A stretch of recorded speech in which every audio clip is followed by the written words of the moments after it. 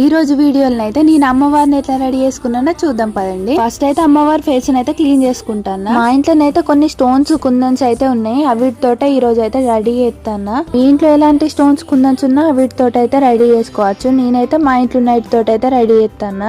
మా ఇంట్లో red colour కుందన్స్ అయితే లేవు. ఎల్లో ఐటికి నేర్ పాలిష్ అయితే వేస్తాను. అలానే మధ్యలో పెట్టిన స్టోన్ కూడా బాగా వైట్ అనిపించింది, అందుకే రెడ్ కలర్ వేసిన. మొత్తం డెకరేషన్ అయితే అయిపోయింది.